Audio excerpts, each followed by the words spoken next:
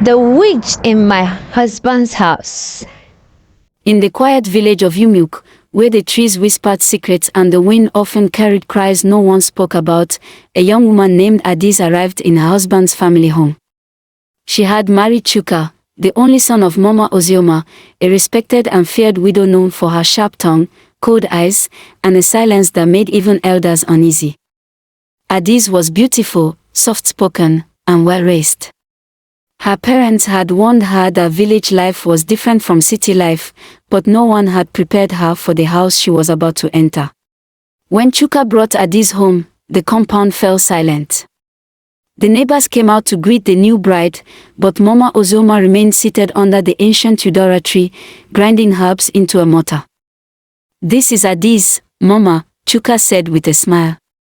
"My wife." Mama Ozioma didn't return the smile. Her eyes, deep and dark like a hidden cave, scanned Adiz from head to toe. She muttered, then returned to her grinding. Adiz knelt politely and greeted her. "Good evening, Mama." "There is no evening for a woman who doesn't know her place," Mama replied, her voice like the snap of dry wood. Chuka laughed nervously, trying to lighten the moment.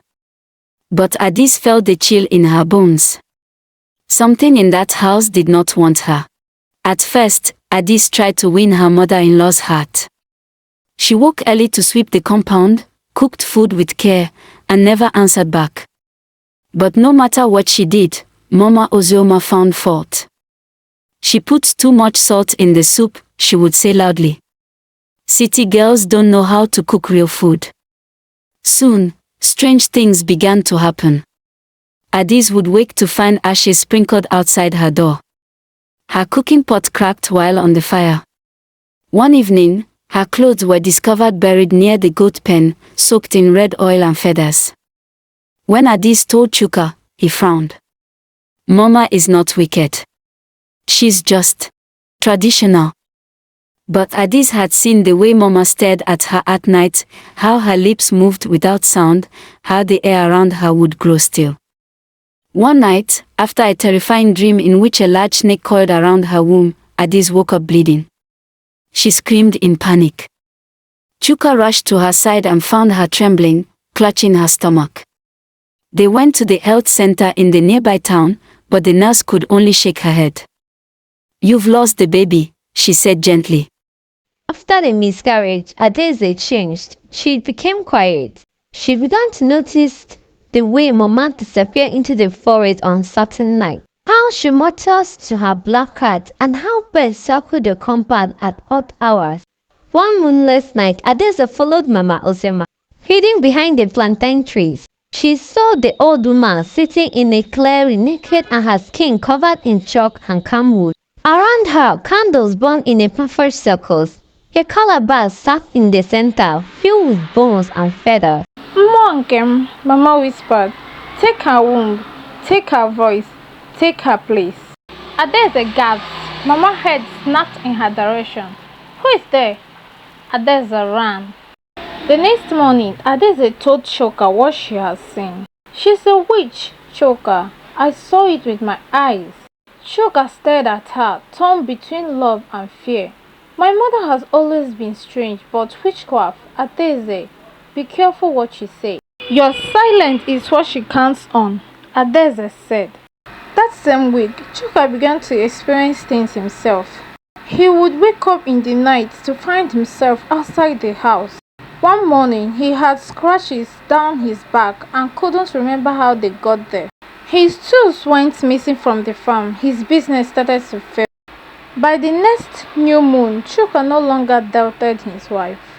Desperate, Chuka and Adeze visited Papa Osofo, the oldest Dibia on Omwike. The old man lived in a hut woven with cowries and bones. After listening to them, he nodded slowly. Mama Ozioma made a blood pact with the spirit of the forest after her husband died, he said. They gave her power but demanded sacrifice, pain, silence and control. She buried a shrine beneath her hut. As long as it remains, her power remains.